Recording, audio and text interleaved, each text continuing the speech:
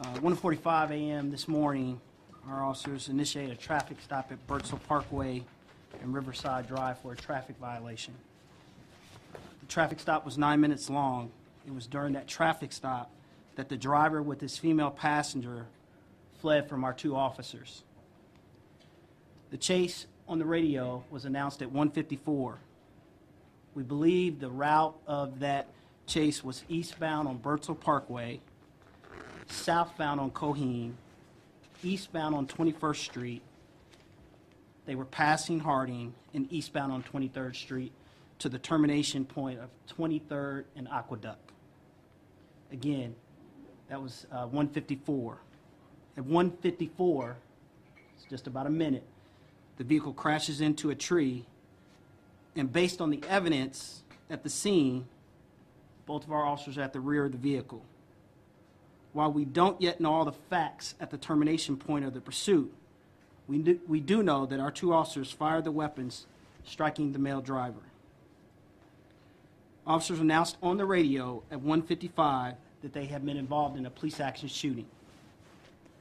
At 2:02, EMS was on scene. At 2:05, the driver was transported to Eskenazi, and at 2:24, tragically, the driver was pronounced deceased. At approximately 3 o'clock, the female passenger, who was uninjured, was arrested on a narcotics charge. So thanks for being here. Let me start out by saying what a tragedy this is. Like every other tragedy that we've had this year, where the life of someone is taken from the hand of another. As a department, our heart goes out for that family and anybody involved and associated with that. Both the driver, the passenger, and also our officers. You know, this is something that every city, every chief of police, every community, every mayor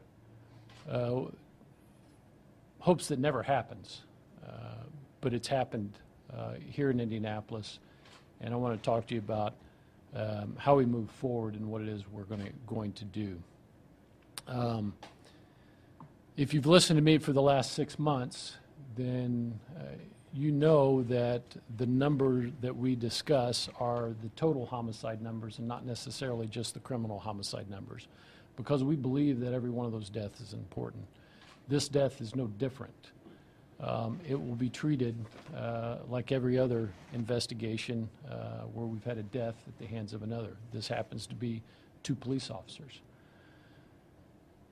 The process that this will go through is bifurcated, so it's 2 parts. There's an administrative part and there's an investigative part. The investigative part will be done again like any other death has been done in the past. So we have homicide investigators who will work closely with the Marion County Prosecutor's Office in gathering all the facts surrounding this shooting. What the officers heard, what they saw, what they did, trying to determine what the driver and what the passenger heard, saw, did. All those facts will be gleaned, and that's actually part of that investigative process. I know all of us would like to have those answers now, including me. I'm just like you are, and being a policeman, I may have more questions than you. But I think we all have questions and we all want them answered now. But part of the investigative process is to glean all those answers and then to be able to come to you and share those at some point. My guess is that the Marion County Prosecutor's Office will call a grand jury at some point. Those officers will appear in front of a grand jury and they'll be compelled to give a statement. Right now, those officers are like any of us or any of you would be in an investigation of a death. They have constitutional rights. They have a right to an attorney, and they will use those rights. They will listen to their attorney and make their own decisions as to whether they will give a statement to our homicide investigators or not. That may or may not occur. The administrative part of that investigation, again, if please separate the two. The administrative part of that investigation will be looking at our policies and our practice and the actions of the officers. Were they reasonable? Why did they make decisions that they made? What were the decisions leading up to that? So that will all be investigated in the administrative side also. It will run parallel with the investigation that will be directed from the Marion County Prosecutor's Office and our homicide investigators.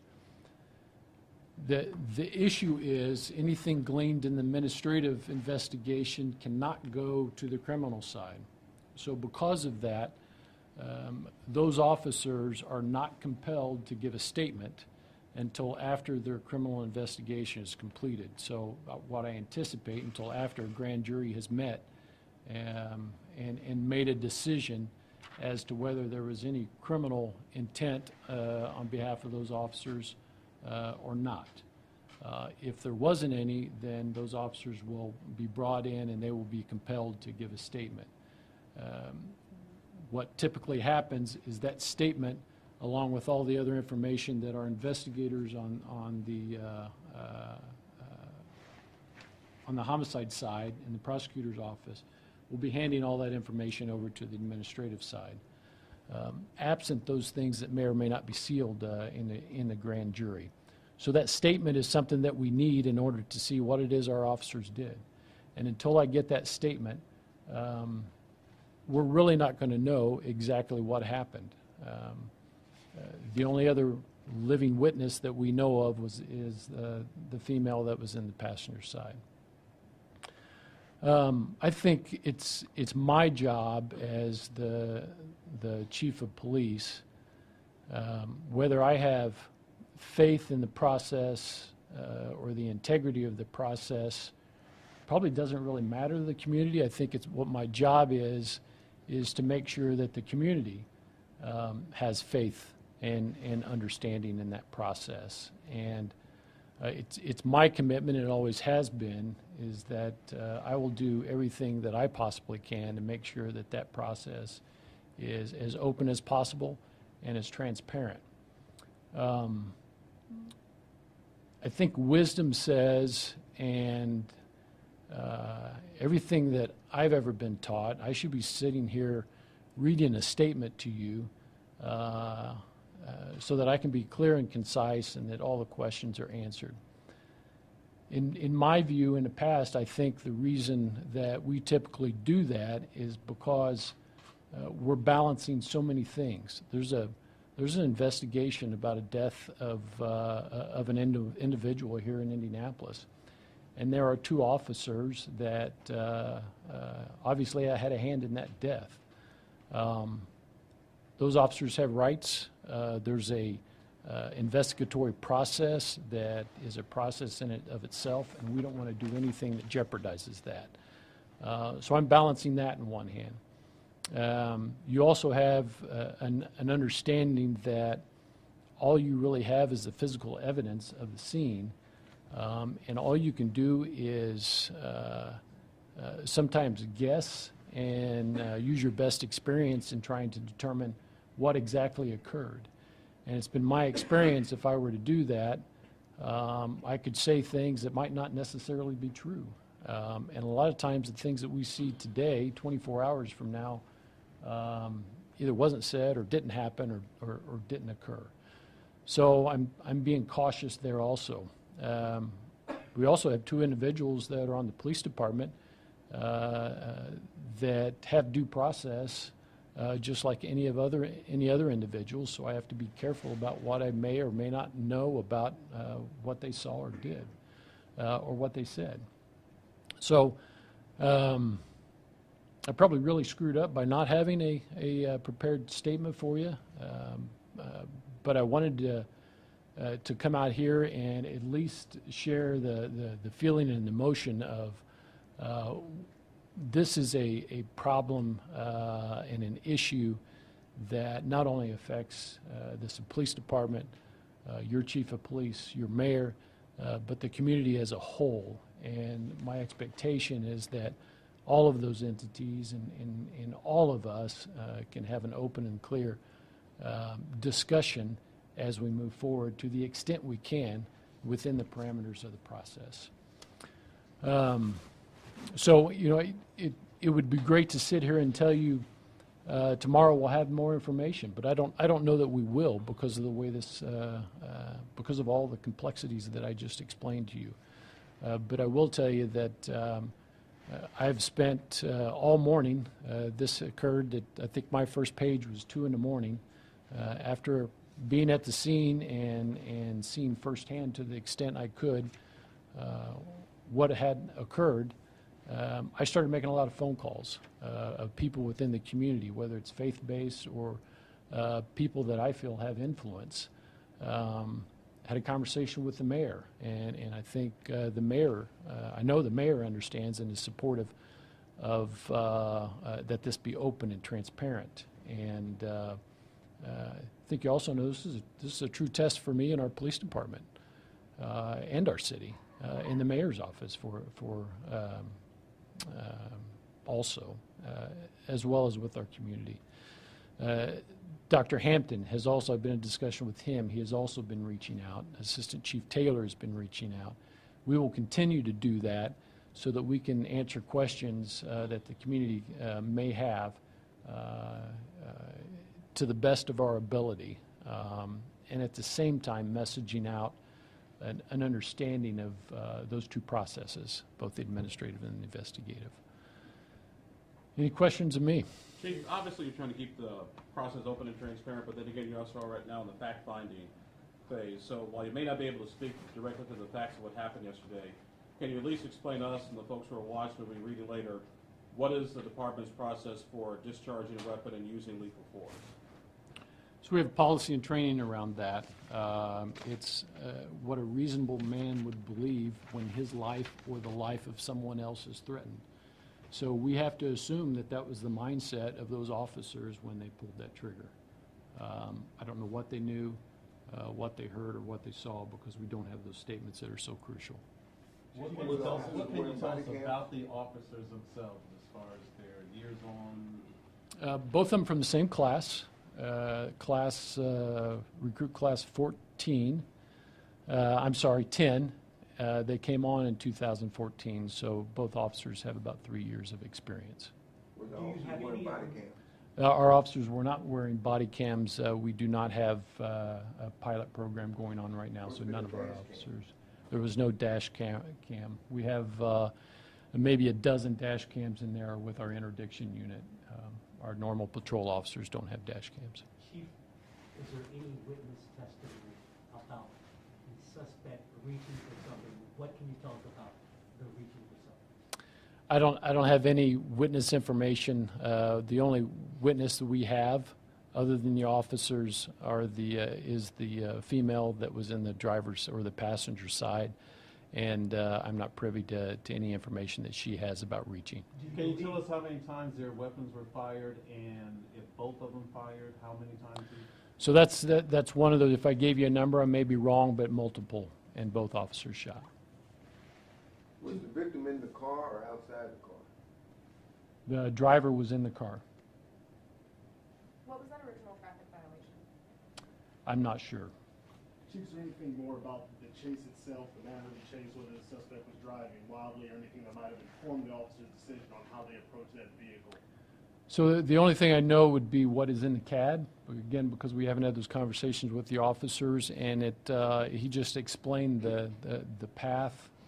It happened very quickly, enough time for the officer to say he was in pursuit and give a few directions, and then that there was a crash and had been terminated. Were any traffic tickets issued? Not to my knowledge, no, sir. Chief, was the driver under surveillance? Was he watched by any of the units prior to the stop? So I don't have any information of a prior investigation. Obviously, something brought the attention of this car to these officers, but what that is, I don't know. Chief, right now you have a lot of unanswered questions, and because of that, the public is going to have to continue to deal with your officers. Sure. What is your advice to people who have to interact with officers? There are going to be more traffic stops. What do you say to people, because we don't know what happened and why yet? Please don't run. Let us interact with us. Allow us to be cordial. Please be cordial. And there is a reason why that interaction is occurring. It could be positive or negative. And I guess I would ask them on both sides, right? Both the officers and those that we're engaged with are open and comply. Chief, I'd like to follow up on that question. So often the public now is pulling out their cell phones or smartphones to record the interaction with Metro Police. If that occurs, if the driver that you're pulling over this afternoon, tomorrow, decides to record the interaction, have you spoken to your officers about, because sometimes that can sort of raise the level of interaction between officer and public. So what is the manner by which you want the public, which I imagine they'll start recording everything from this step forward, how they should interact? Sure. So they can do that. They do that. Our officers understand that they can't stop that, and that can be done. What I would ask is if you are going to do that, please do it in a manner that it doesn't interfere with the investigation, that you can still respond to questions. A lot of times there's a lot of animosity when those cameras come out, almost a predetermined understanding of what the interaction is going to be like, or the mood of that interaction. I would ask that they, be cordial and let the investigation process flow, I guess. Chief, you mentioned that this would be a true test of your leadership in the department at this moment. What did you mean by that? What do you mean by a true test? What does that look like? So this is an opportunity to increase the trust and legitimacy that the community has for us. Everybody's watching. It'd be a test of my ability to balance the needs of the police department and the officers and those of the community. At the end of the day, there will be a decision. I guess what I hope is that somebody may be unhappy with the decision. What I would hope is that they have faith in the investigation and how it played out. And Chief, is IMPD having or planning on having any serious discussions about body cams, dash cams? Because this obviously isn't the first time there was an officer-involved shooting. Sure. So those discussions have been going on for years. The whole body cam trade has changed dramatically. It was, there are now, I think, 50 studies going on at this time in different cities about different things to see the effectiveness. I've looked at some of those studies. Body cams came out initially, I think, because of a trust and legitimacy type issue.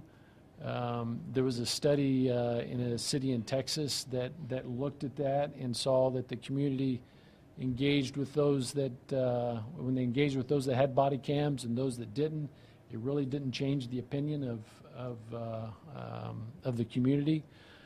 What it does show, and what most of the studies have gleaned, is that it reduces the number of complaints and it reduces the use of force. I'm not a statistician, but I think it also depends on the communities where how those uses of force were to begin with and how those complaints were to begin with.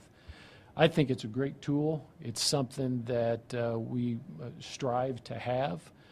There's a significant economic cost to that. I think to outfit all of our officers, a low figure is $2.5 to $3 million.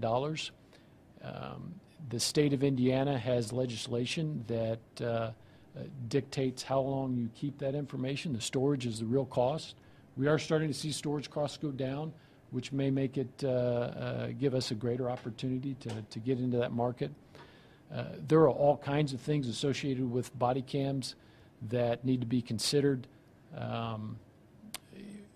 A lot of cities put it in the hands of the officer when they turn it on and when they don't.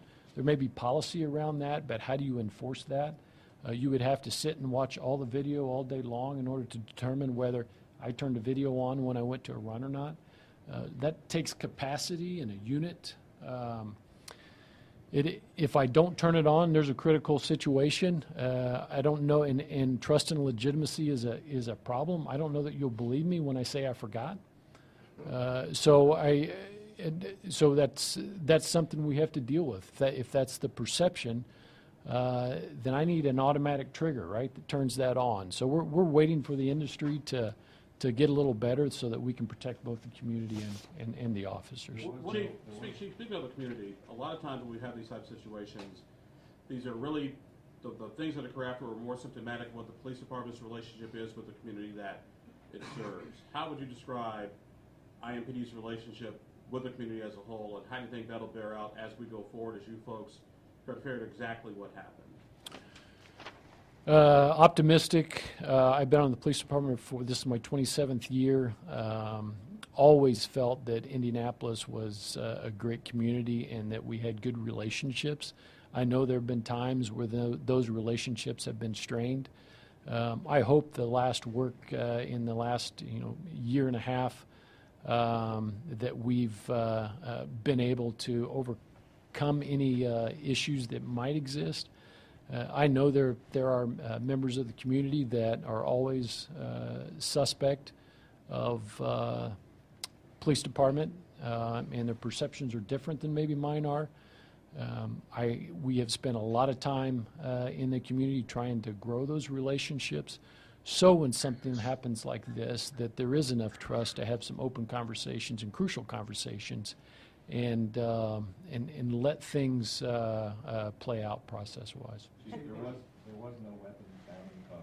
Correct. You might obviously wonder, whether officers then were justified in shooting. How can you speak maybe to how weapons don't always have to be present for officers to feel threatened?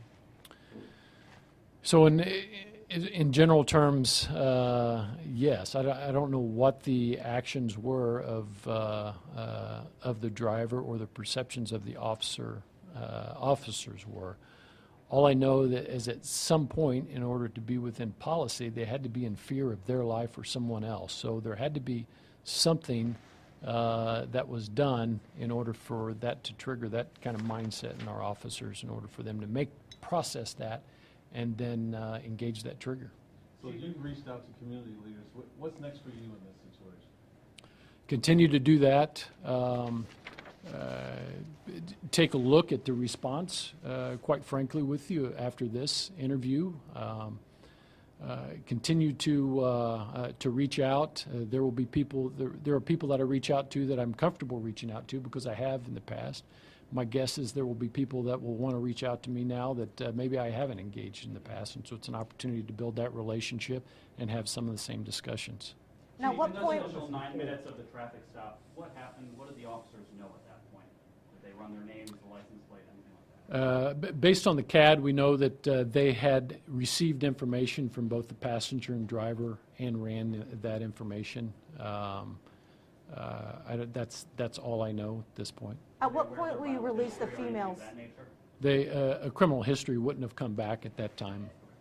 Chief, at what point will you release the female's identity, her mugshot, who was arrested? I think that has been released. Has it been released? Yes, it's been.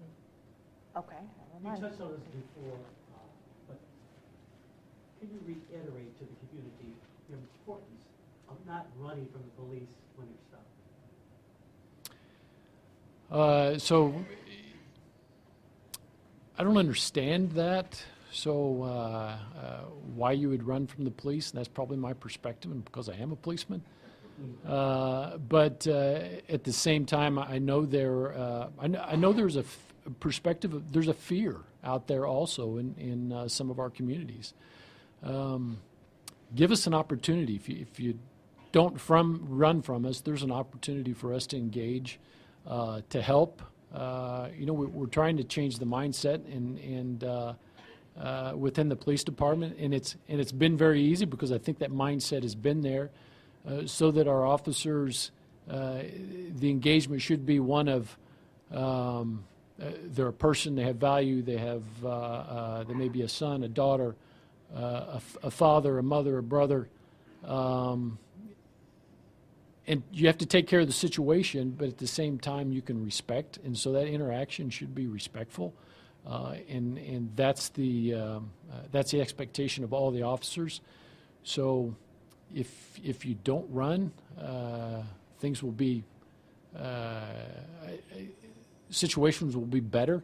It doesn't escalate into things that neither the officer nor the person that runs wants to have.